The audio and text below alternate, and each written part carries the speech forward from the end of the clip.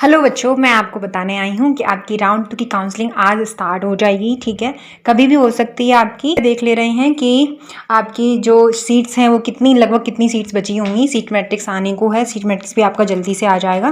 तो आप seat matrix में एक बार चेक कर लें कौन से कॉलेज में कितनी सीट्स बची हुई हैं और किस किस कैटेगरी की बची हुई हैं। सीट मैट्रिक्स जैसे ही आ जाएगा मैं आपको अपडेट कर दूँगी कि आपका सीट मैट्रिक्स आ चुका है। ठीक है, बाकी बात करें हम कि आपका स्केड्यूल क्या है। इसका स्केड्यूल देख लें आप सेकेंड राउंड की काउंसलिंग का।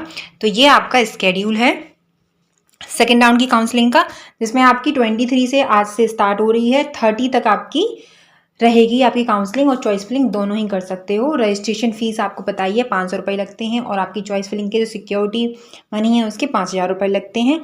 जो लोग सेकेंड राउंड में पार्टिसिपेट करेंगे, उन्होंने फर्स्ट राउंड में पार्टिसिपेट नहीं किया है, उन लोगों के लिए। ठीक है, और उनके लिए भी जिन लोगों को अलॉट हो गया था कॉलेज, उन लोगों ने नहीं लिया तो उनके लिए भी दोबारा से उनको फीस देनी पड़ेगी। फिर आपका जो अलॉटमेंट है वो आ जाएगा 3 तारीख को। उसके बाद में आपकी 4 से 9 तक आपका जो कॉलेज का एक्सेप्टेंस होगा, एडमिशन होगा, वो 4 से 9 तक रहेगा। और 9 आपको 6 PM के बाद में आपका एडमिशन प्रोसेस एंड हो जाएगा। ठीक है, ये आपका स्केड्यूल है, आप देख लें एक बार। और आपका जल्द से आज ही आ जाएगा नोटिफिकेशन सेकेंड राउंड की काउंसलिंग का। अब हम कुछ बातें हैं उन पर हम चर्चा कर ले रहे हैं, जैसे कि आपके कितने मार्क्स हैं, आपने जो अपग्रेड किया था वो कैसे वर्क करेगा, आपने डिक्लाइन किया था वो कैसे वर्क करेगा, सारी चीज़ों पे हम बात कर लेंगे। इवन आपकी जो फीस स्ट्रक्चर है उस पर भी बात कर लेंगे।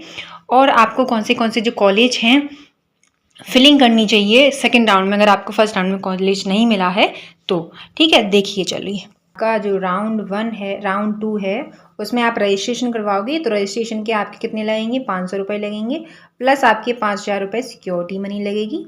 ठीक है, कन्फर्मेशन जो होता है वो। तो जिन लोगों ने राउंड 1 में पार्टिसिपेट नहीं किया था उनके 500 रुपये रजिस्ट्रेशन लगेंगे, साथ में आपके 5000 रुपये लेंगे। जिन लोगों ने पार्टिसिपेट नहीं किया था राउंड 1 में, ठीक है, राउंड 2 में जो करेंगे उनके लिए हैं 5500 रुपये आपको लगेंगे। अब बात करते हैं हम कि आपकी जो राउंड 1 में कॉलेज अलॉट हो गया था और कुछ लोगों ने उन्हें डिक्लाइन कर दिया था, तो हम किस पे बात कर रहे हैं। राउंड 1 में जिन लोगों को अलॉट हो गया है कॉलेज हो गया है और उन लोगों ने क्या कर दिया, डिक्लाइन कर दिया। उन्होंने डिक्लाइन कर दिया कॉलेज को। ठीक है, डिक्लाइन कर दिया कॉलेज को, तो उनका क्या है कि उनने डिक्लाइन कर दिया तो उसको रजिस्ट्रेशन फ़ी लगेगी 500 रुपये। डिक्लाइन करने के बाद का प्रोसेस है, तो उनको 500 रुपये देने पड़ेंगे। ठीक है, उनको 500 रुपये लगेंगे जिन लोगों ने डिक्लाइन किया है। और जिन लोगों ने डिक्लाइन नहीं किया है, अपग्रेड या फ्लोट किया है, तो उनको कोई भी फीस नहीं लगेगी।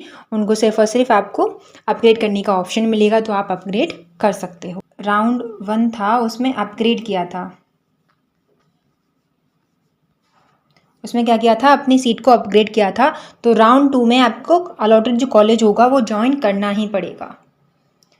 राउंड 2 में जो अलॉटेड कॉलेज जो होगा बेटा, वो आपको ज्वाइन करना ही पड़ेगा। कन्फर्म्ड है ये आपका। ठीक है, कन्फर्म्ड है, ज्वाइन करना ही पड़ेगा आपको। उसमें कोई भी आपको वो नहीं है कि नहीं है, आप मॉप अप राउंड में पार्टिसिपेट ही नहीं कर पाओगे। कन्फर्मली ज्वाइन करना पड़ेगा, क्योंकि उसके बाद में आप मॉप अप राउंड में पार्टिसिपेट नहीं कर पाओगे। ठीक है, तो राउंड 2 में जो भी पार्टिसिपेट कर रहे हो, ध्यान रखना, राउंड 2 में जो भी पार्टिसिपेट कर रहे हैं, जो भी लोग हैं पार्टिसिपेट कर रहे हैं, तो आपको पहले तो कॉलेज अच्छे से फिल करना है। कॉलेज की चॉइस फिलिंग है, जो कॉलेज की चॉइस है वो अच्छे से करनी है। कॉलेज चॉइस आपको अच्छे से करनी है, और साथ ही साथ आपको वही कॉलेज फिल करते हैं अपने मार्क्स के अकॉर्डिंग आप अपने कॉलेज को फिल करें। ठीक है, कॉलेज किसके द्वारा आपको चॉइस करना है, मार्क्स के अकॉर्डिंग आपको करना है। जितने भी आपके मार्क्स हैं उसके हिसाब से आप देख लें कि आपको प्राइवेट होगा या फिर आपका कॉलेज कैसा होगा, गवर्नमेंट होगा। और मेरी बात माने आप, अगर आपको करना ही है तो राउंड 2 में जो भी बच्चे पार्टिसिपेट कर रहे हैं राउंड 2 में, एक बात आप मान के चलें, जैसे कि आपने कॉलेज फिल किया है, तो अगर आपको लग रहा है आपके मार्क्स कम हैं और आपने राउंड 2 में आप पार्टिसिपेट कर रहे हो, ठीक है, मान के चलो आपके मार्क्स कितने हैं, 85 हैं या फिर आपके मार्क्स हैं 70 या फिर आपके मार्क्स हैं 65, ऐसे कुछ मार्क्स आपके आ रहे हैं, तो सबसे पहले आप ना कोशिश करना कि आपकी जो गवर्नमेंट कॉलेज है फिल करना। जैसे कि मान के चलो मैं यहाँ पे फिल कर देती हूँ आपके लिए। जैसे यहाँ पे हम मान के चल लेते हैं ये कुछ कॉलेज हैं जो हम बात कर रहे हैं। जैसे ये हैं 2 3 4 और 5 कॉलेज हमने फिल किए, ठीक है। तो सबसे पहले आप गवर्नमेंट कॉलेज फिल करना, अगर आपको हो सकता है तो मिल जाए, क्या पता। और फिर उसके बाद में फिर से आप गवर्नमेंट कॉलेज फिल करना, जो लो रैंक वाले हैं, जिनको लो मार्क्स पे कॉलेज मिल जाते हैं, उनको फिल करना। फिर से आपको गवर्नमेंट कॉलेज ही फिल करना है और फिर से आपको गवर्नमेंट कॉलेज फिल करना है। उसके बाद में आपको प्राइवेट कॉलेज फिल करना है, ठीक है। ऐसे आप सीक्वेंस रख सकते हो कि मार्क्स के हिसाब से फिर आपको कॉलेज अफोर्ड हो जाएगा, जो भी कॉलेज आपको अलॉट होगा वो हो जाएगा अलॉट, ठीक है। ऐसे आप फिल कर सकते हो। इवन अगर आपको प्राइवेट कॉलेज ही चाहिए तो आप ऐसा भी कर सकते हो कि आप सिर्फ और सिर्फ प्राइवेट कॉलेज भी भर सकते हो। यहाँ पे 5 जितने भी कॉलेज आप फिल करना चाहते हो तो सारे ही आप प्राइवेट कर देना और टॉप प्राइवेट करना आप, ठीक है। टॉप प्राइवेट कॉलेज को आप फिल करना जिससे कि आपको कॉलेज मिल जाए, ठीक है।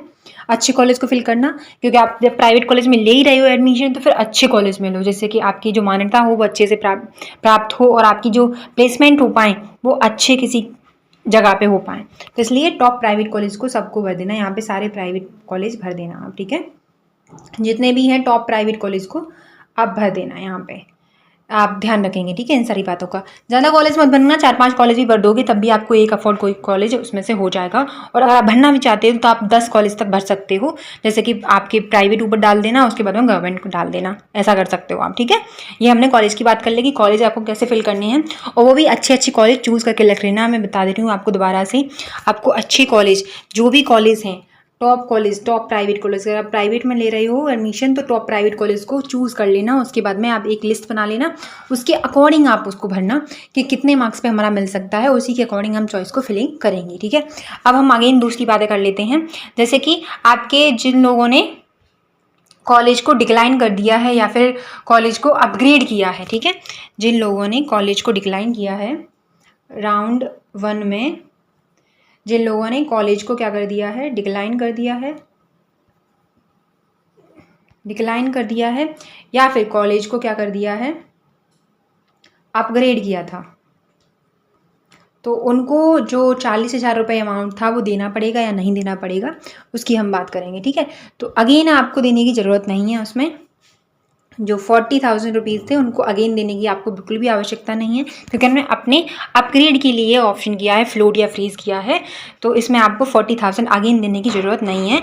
डिक्लाइन भी किया है तो आप अगेन पार्टिसिपेट करोगे अपने काउंसलिंग में, और पार्टिसिपेट करने के बाद में DD आपकी बनी होगी, उस DD को लेके आप दूसरे कॉलेज में जमा कर दोगे, तो आपको अगेन 40,000 की आवश्यकता नहीं है। ये चीज़ आप याद रखना, ठीक है।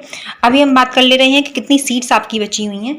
तो वैकेंट सीट्स आपकी कितनी हैं ये देख ले रहे हैं हम। वो आपकी 250 से 300 या 350 मान के चलो आप, ठीक है। 350 सीट्स आपकी अभी लेफ़्ट बची होंगी, क्योंकि लास्ट ईयर का हम डेटा देखें तो आपकी अराउंड 235 या 240 के अराउंड आपकी कितनी बची थी, 235 या 240 के अराउंड लास्ट ईयर का ये आपका डेटा है। लास्ट ईयर की जो सेकंड राउंड की काउंसलिंग हुई थी उसमें इतनी सीट्स बची थी, तो हो सकता है इस साल आपकी 250 से 350 सीट्स बचें। ये आपका पॉसिबिलिटीज़ है कि इनके बीच का अमाउंट रहेगा सीट्स का।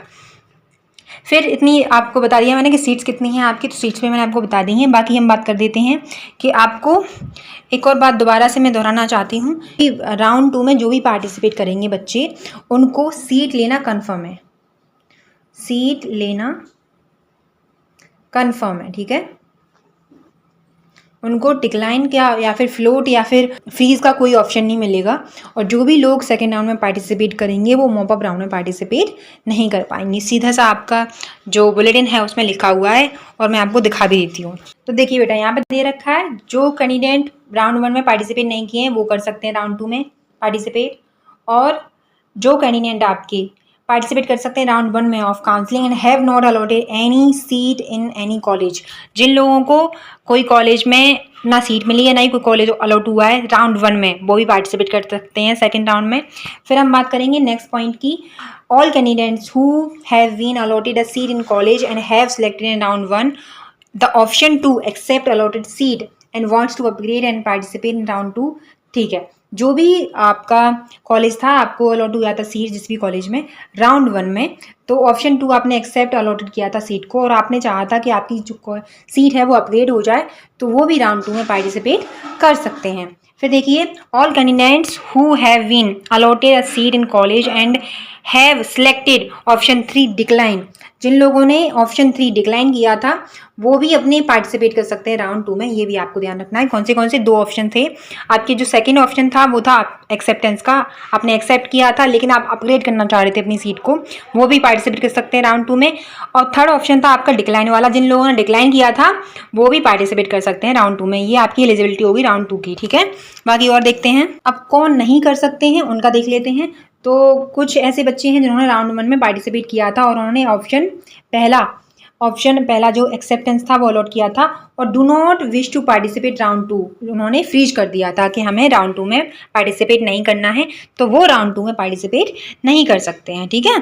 ये हमारी जो बच्चे राउंड 2 में पार्टिसिपेट नहीं कर सकते हैं उनके बारे में मैं आपको बता दिया। रजिस्ट्रेशन प्रोसेस आपका वही सेम रहेगा। अब देखो 500 रुपये किस किस को देने राउंड 2 में, जिन लोगों को कोई भी राउंड 1 में कोई भी सीट अलॉट नहीं हुई है उनको 500 रुपये दोबारा से देने पड़ेंगे जो नॉन रिफंडेबल है, ठीक है। ओके, तो देखिए किन किन बच्चों को 5000 रुपये दोबारा से नहीं देने हैं। जिन लोगों ने फ्लोट कर दिया था, अपग्रेड वाला ऑप्शन चूज़ किया था, और जिन लोगों ने डिक्लाइन किया था उनको भी 5000 रुपये नहीं देने हैं अगेन से, और जिन लोगों को कोई भी सीट अलॉट नहीं हुआ है उनको भी 5000 रुपये आपको नहीं देने हैं, ठीक है। ये आपके हो गए जिन बच्चों को 5000 रुपये नहीं देने हैं। अभी किस किस को देने हैं उनकी बात कर ले रहे हैं। तो आपको राउंड 2 में सिर्फ 2 ऑप्शन मिलेंगे। पहला ऑप्शन आपका ये है कि आप एक्सेप्ट कर लेते हैं सीट को, और दूसरा ये है कि आप डिक्लाइन कर देते हैं। फ्लोट वाला कोई भी ऑप्शन नहीं होगा, मतलब अपग्रेड आप सीट को नहीं कर सकते हो, आपको कन्फर्मली सीट लेनी होगी, या तो आपको डिक्लाइनिंग करनी होगी या फिर आपको लेनी पड़ेगी। तो ये 2 ऑप्शन है, ये भी आपको ध्यान में रखना है। बाकी किस किस को 5000 रुपये देने हैं, जो राउंड 1 में पार्टिसिपेट नहीं किया था उनको 5000 रुपये 500 रुपये देने पड़ेंगे, ये आपको ध्यान में रखना है, ठीक है। ओके, कुछ पॉइंट ये हैं, आप ये देख लें। ये वाला 12 वाला पॉइंट है, after the seat allotment and acceptance if any candidate is not taking admission in allotted college and allotted seat the counselling security fee will be forwarded. अब देखो आपको सीट अलॉट हो जाती है, आप एक्सेप्ट भी कर लेते हो उसको, फिर कोई जो कैंडिडेट है वो क्या करता है, एडमिशन को नहीं लेता है, उसमें अलॉट होने के बाद में, सीट अलॉट होने के बाद में एडमिशन नहीं लेता है, तो उसके 5000 रुपये वो वापस नहीं किए जाएंगे। सीधी सी बात है, आपको कॉलेज अलॉट हो गया था, आपको सीट मिल गई थी किसी भी कॉलेज में, उसके बाद में आपके जो 5000 रुपये लगे थे वो आपको नहीं मिलेंगे अगर आप उसमें एडमिशन नहीं लेते हो तो, ठीक है। अगर आपको अलॉट नहीं होता है सीट, कोई भी कॉलेज कोई भी अलॉट नहीं होता है, तो आपको वापस की जाएगी 5000 रुपये। मिलने के बाद में आप एडमिशन नहीं लेते हो उसमें, तो आपको 5000 रुपये वापस नहीं किए जाएंगे। सेकेंड ऑप्शन है आपका 13, कह रहे हैं आपसे after admission in the college if candidate does not resign from the seat during the registration window. Registration window अगर आपकी खुली हुई है तो वो 12 जुलाई से 17 जुलाई तक आपकी 6 PM तक आपकी खुली रहेगी registration window. The counselling security fee 5000 रुपये आपके, सीट कंफर्मेशन फी 40,000 रुपये फॉरफिटेड। अब देखो आप यहाँ पे क्या कह रहे हैं, after admission in the college, आपने कॉलेज में एडमिशन ले लिया है, ठीक है, और इफ़ अगर candidate does not resign from the seat, आप सीट से रिज़ाइन नहीं करते हो, किसके बीच में, 12 जुलाई से 17 जुलाई तक के बीच में आप रिज़ाइन नहीं करते हो। अगर आप रिज़ाइन करना चाहते हो, जैसे आप मान के चलते हो कि आपने अच्छा कॉलेज मिल गया आपको, या फिर किसी और कोर्स में आपका एडमिशन हो गया, वो अच्छा है, बेटर है इससे, तो आप रिज़ाइन करना चाहते हो और आपने वो रेजिग्नेशन जो दिया है अपनी सीट का, वो 12 जुलाई से 17 जुलाई के बीच में अगर नहीं दिया तो आपके ना ही 40,000 रुपये वापस किए जाएंगे और ना ही आपके 5,000 रुपये वापस किए जाएंगे। मतलब आपके पूरे 45,000 रुपये आपके ऐसे ही जाएंगे। ध्यान रखें कि अगर आप रिजाइन भी करना चाहते हो अपनी सीट को, किसी भी कॉलेज में एडमिशन लेने के बाद में आप रिजाइन करना चाहते हो, मुझे नहीं लेना एडमिशन इसमें, या फिर ये कोर्स नहीं करना है, मुझे दूसरा कोई कोर्स करना है, तो आप इतना ध्यान रखें कि 12 जुलाई से 17 जुलाई के बीच में वो रेजिग्नेशन आप अपना डाल दें, उसी के बाद में आपका 5,000 रुपये और 40,000 रुपये वापस किए जाएंगे, वरना वो वापस नहीं किए जाएंगे। ये कुछ पॉइंट्स थे जो इंपॉर्टेंट थे आपके लिए, वो मैंने आपको बता दिया है, ठीक है। आपके कोई भी डाउट हो आपका तो मुझे बताना, एज सुन एज पॉसिबल मैं कोशिश करूँगी कि आपको जल्दी से आंसर दे सकूँ। बाय, टेक केयर, ध्यान रखें आप अपना।